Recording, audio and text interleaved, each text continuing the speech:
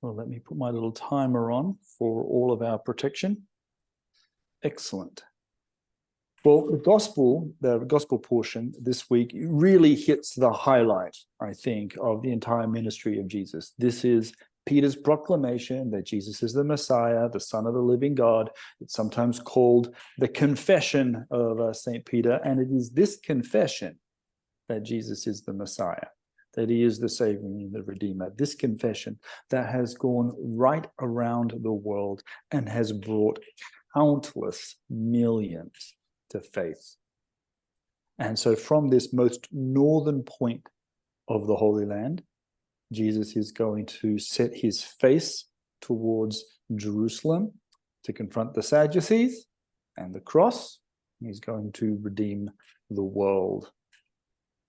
Now, I'm going to disagree, I think, a little bit with the lectionary here, as I think that this week's lectionary portion and next week's lectionary portion really should be read together. I don't think they can be separated. So this really is part one, and whoever's going to preach next week can actually bring us part two, because it's from here that Jesus is going to set his face to Jerusalem. He's going to switch his teaching to say that the Messiah will suffer and will die and ransom for many. So as I was looking at these readings, the ones that we have in front of us for this portion, I thought, what are some of the connections? How did we connect Moses to Jesus up at Caesarea Philippi? And I thought, well, first of all, the Gospels always portray Jesus as the new Moses. And Moses' miraculous birth story is a big reflection of what actually happens to Jesus. And Moses is going to be delivered from a really dark place and from a land that's in total confusion. And Jesus is going to begin his deliverance also from a really dark place and from an area that's in incredible confusion. So I think there's a couple of links, and then of course there's the major one, which is the rock, and we'll talk about that in a minute. Now let's first of all go back into the Exodus and think upon the background, the Hebraic background to what's going to happen to Jesus. So the book of Exodus in Hebrew is called Shmot, which means names. And apart from the list of all the names of the tribe of Israel, once you actually get into the birth story of Moses, everyone loses their names. It's a real big search for identity. Who am I? And it's going to be in Exodus that we're going to hear that God has a name. And he's actually going to present that to Moses. But Moses' parents don't have names. Pharaoh hasn't got a name. The daughter of Pharaoh hasn't got a name. Moses, his sister, hasn't got a name. Moses finally gets a name, and it's not even a Hebrew name. Okay, he's going to get an Egyptian name. And the story of Exodus begins by informing us that there's a change in the political hierarchy in Egypt. We read in chapter 1, verse 8, that there was a new king to whom Joseph meant nothing in Egypt anymore. Now, archaeological dating is unfortunately not an exact science.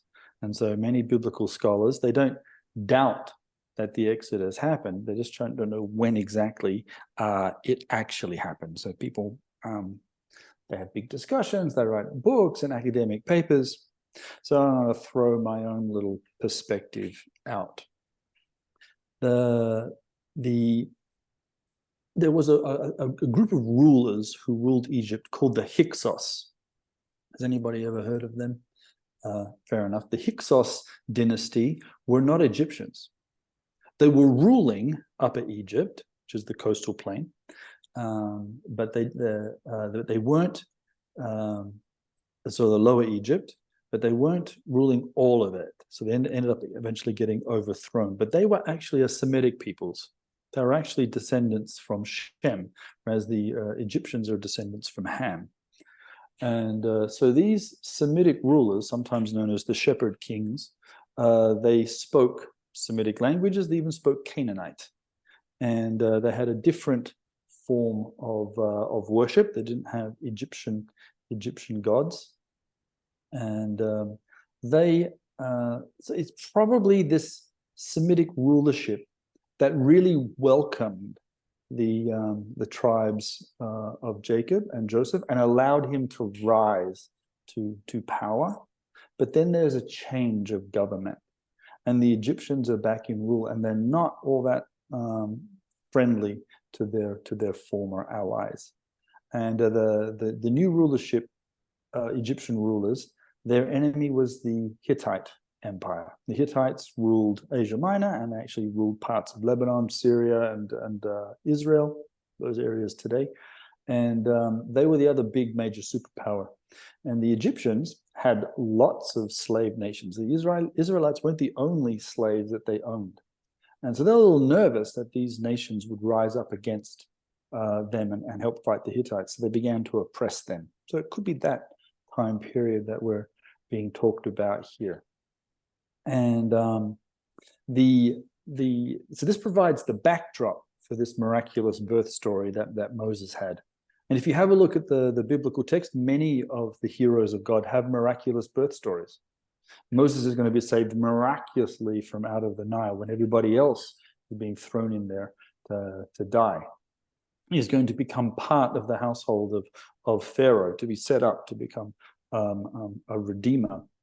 Other miraculous birth stories like Samson, whose parents couldn't have kids. Samuel, the same. Jesus is going to definitely have a miraculous birth story. They all have something like that in their history. It seems that the biblical heroes of God have to have some sort of miracles that surround their birth.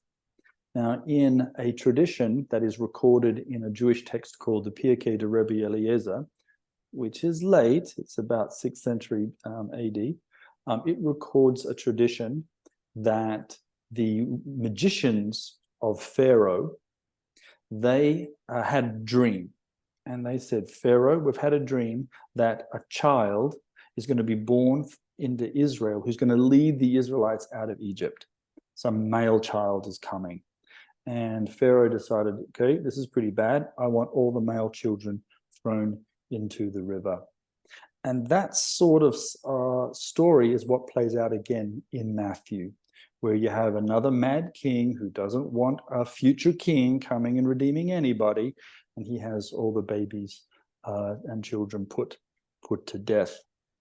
So that's the backdrop. You've got tyrants in confusion. You've got a world in darkness, and into this confusion and darkness is going to come the Redeemer figure who goes along the Nile and is actually found by the daughter of Pharaoh, who, when she takes him, shelters him, protects him, and gives him an Egyptian name. Now, Moses is not a Hebrew name, even though half the people in Israel are called Moses these days. But it doesn't start off as a Hebrew name. It's an Egyptian name, and it's an Egyptian royal name, because other pharaohs were called Moses. Thutmoses, Ahmoses. These are other Egyptian pharaohs that have this name. So Moses is taken into the household of Pharaoh, and it looks like the daughter of Pharaoh, who doesn't have her own name, shelters him and protects him. How so?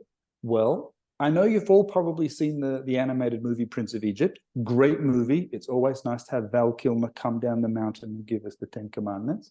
But in that movie, it's called Prince of Egypt. And we have ever since that title, we all assume that Moses is a prince of Egypt. Actually, nowhere in the text does it say he was a prince of Egypt. Okay?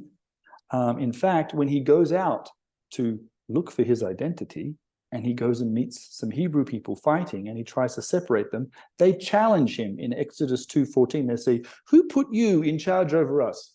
Which would be a really dumb thing to say if he was a prince of Egypt. He could have just said, hello, Prince of Egypt, I'm in charge of everything. But they actually challenge him. So it could be, actually, that his foster mother protected him from the court. And so he doesn't grow up as this spoilt little brat. He actually is he has a more gentler, more humble upbringing. His name in Hebrew, Moshe, does sound a little bit like Meshe, which means from there. Okay, so that's the reason why you get that little footnote, that redactor added into the text. And so his name means drawn from water. Well, not really, but it sounds a bit like it. So Moses he begins his story in a very dark place, in a world full-on confusion. Everybody's being oppressed. There's a change of government. We're not sure about the outside powers yet. He is going to become a deliverer and a redeemer. He's going to be able to bring the people out of Egypt. And in the prophet reading that we had, we are told, now the prophet Isaiah is speaking to a people who are also in a dark place, and they're also confused. And you get lots of prophecies in his text, but he also encourages the people to look to the rock. And the word he uses is tsur, which is a Hebrew word for rock, or one of them. It means a really big rock, actually. And if you say the word rock, like who is the rock, then most times in the Bible, God is the rock. And that's the Lord is my rock and my salvation, etc., etc. God is always depicted as a rock. Although here in this section, Abraham is the rock. There's a slight switch, little nuance, bit of a shock that gets people thinking, what are you talking about? Abraham's the rock. God is the rock. In the Septuagint, which is the Greek translation of the Hebrew Bible, the Septuagint never calls God a rock. Whenever it says God is a rock in the Hebrew text, the Greek turns around and says God is a king. Now, why were they doing that? Probably because at the time when they were translating, they were dead set scared that people would start thinking that God really was a rock and get into some sort of idolatry. They would start worshiping rocks. So God is a king. Yes, he's also a king, but there was this image of something strong, something stable, something firm, something ancient. Like rocks are very, very, very old. And God was likened to it in a metaphorical sense. But what the prophet was doing was saying, Abraham, that foundation is Abraham. You're confused. You don't know which choices that you really should make. There's lots of voices that the culture is speaking to us. Well, go back to the roots. Go back to the foundation. Go back to something solid, that's something that doesn't change. Go all the way back to Abraham. And Abraham is the father of many nations. He's not just the father of the Jewish people. We are all sons of Abraham. And what does the prophet finish up with? We're reminded to go back to our sacred history of how God has dealt with his people. And his people, of course, meaning Israel, but also the nations. Because God is the same yesterday, today, and forever, says Hebrews. So the God that works through Israel is the same God that's going to be working through us. And the way he dealt with Israel is the way he's going to be dealing with us. Because what does the prophet say? My salvation will last forever, and my righteousness will never fail. The prophet is declaring something incredibly true of God, that even though there's all this confusion, even though there's almost this many different voices that are appearing in the world and coming at us, it is the sure foundation that God doesn't change, and that is the rock. So Jesus, coming to the gospel, Jesus takes his disciples and he heads north. Now, his ministry is going absolutely swimmingly at this time. Okay, he's got all his disciples together. He's teaching. He's casting out demons. He's chastising Pharisees and Sadducees. No one can beat him in a theological debate. He's doing really well. And then he goes up north, and he goes to a very strange place, to the region of Caesarea Philippi. Now, geography is theology. You've heard me say that before. Location is important in the text. Jesus could have asked this question, who do people say I am, on the beaches of Tel Aviv. Okay, there were no need that he had to go north. He could have been hanging out in Tel Aviv, having a swim, and then afterwards, guys, that was absolutely fantastic. Before we light a barbecue, who do people say that I am? Instead, we do it in a place in the region of Caesarea Philippi. Well, what is Caesarea Philippi? I hear you ask. Glad you asked. This is in the northern area, in the ancient tribe of Dan. Actually, the city of Dan is not too far away from Caesarea Philippi. It's a predominantly Gentile pagan city. And there's actually, what's so special about this place is there really is a bloody big rock there. Okay, it's a massive boulder. It's 100 feet high and 500 feet wide. And it's got a big hole in it that goes down into a spring, which is actually one of the tributary sources for the Jordan. Okay, the Jordan River, it flows down from Dan, because that's actually its name in Hebrew. Jordan, Yeredan, means down from Dan. So it starts in this place of Caesarea Philippi, then winds its way down to the Galilee, and then out the other side. And this big limestone cave, which is where the source is, that was known. It's a very deep thing, and it's dark, and you can hear the rushing of water from the spring as it's coming out of the earth. That was known as the gates of Hades, right? That was its name. And so you've got a big rock, you've got the gates of Hades, and not only that, you've got these pagan temples that have become part of the environment. Today, Caesarea Philippi is called Banyas in Israel. Banyas is from the ancient Greek word Panias. It was named after the Greek god Pan that was worshipped in this area. Pan was the god of nature, the god of the world and forest spirits and the god of the earth. Nature god, earth god. And so he had a temple here. Next to him was a temple to Caesar Augustus. So this is self-deification of man, because the Caesars believed that they were sons of God. Okay, and so now the question where Jesus says, who do you say that I am? You're the son of the living God, says Peter, not that guy. Okay, there's a complete rejection of the self-deification of man. The two other gods that were being worshipped down the base of this rock, so you got a massive big rock, a bunch of little temples down the bottom. Got the god of Pan, god of nature. You got the Caesar god of man becoming divine. You had the god of nymph.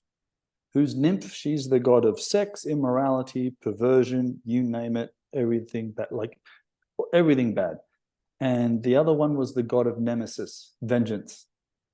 Okay, where you would actually go and ask this deity to come and take revenge on all of your enemies. So these are the gods that are being worshipped in this very pagan area.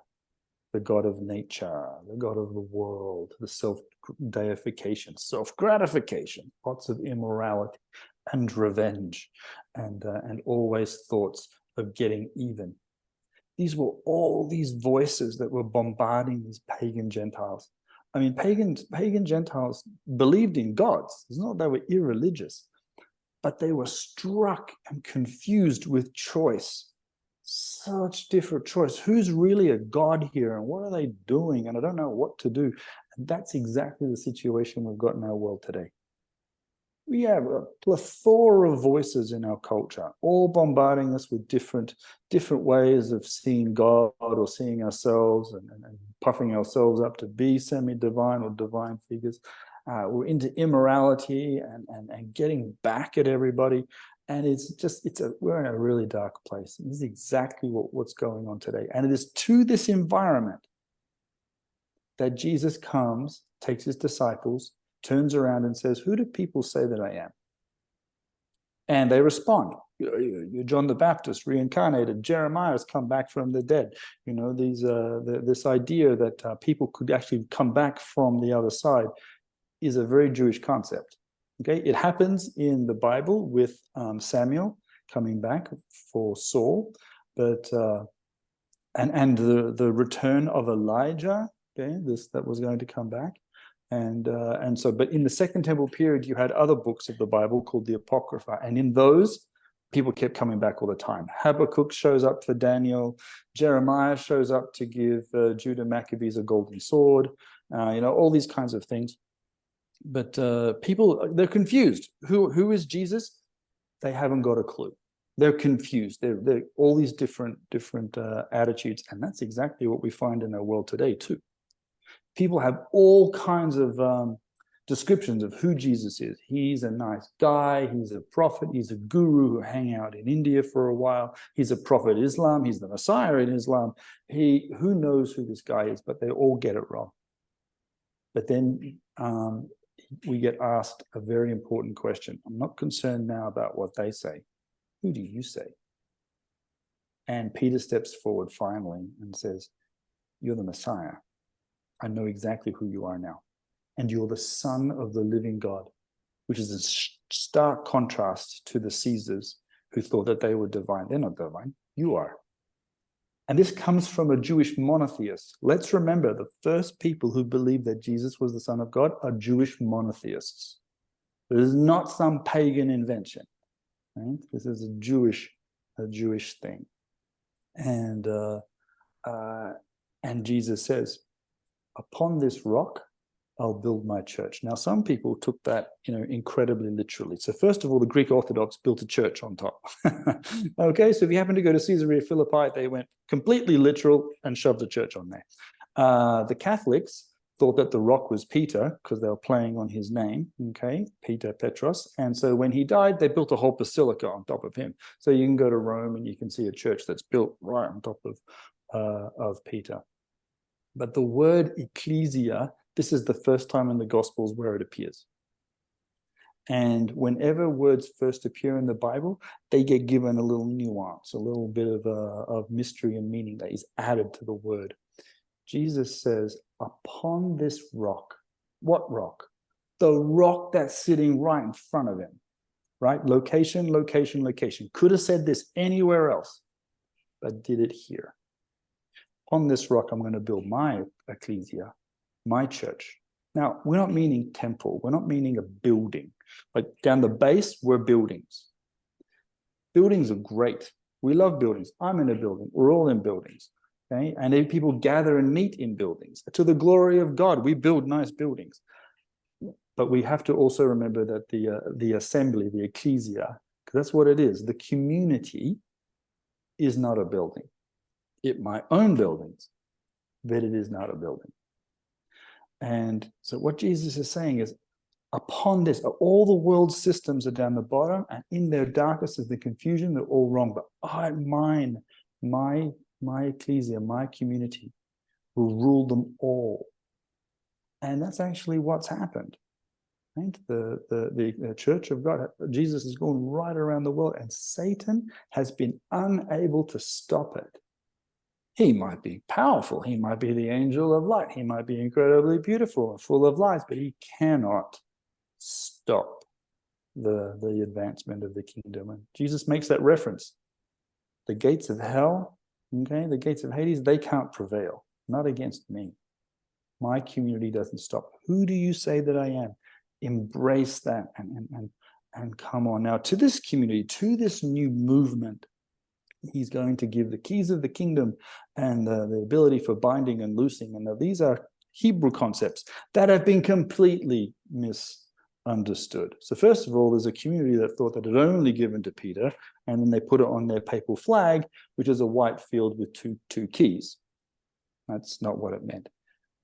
at the time of Jesus, in the Second Temple period, there were two keys to the kingdom of heaven.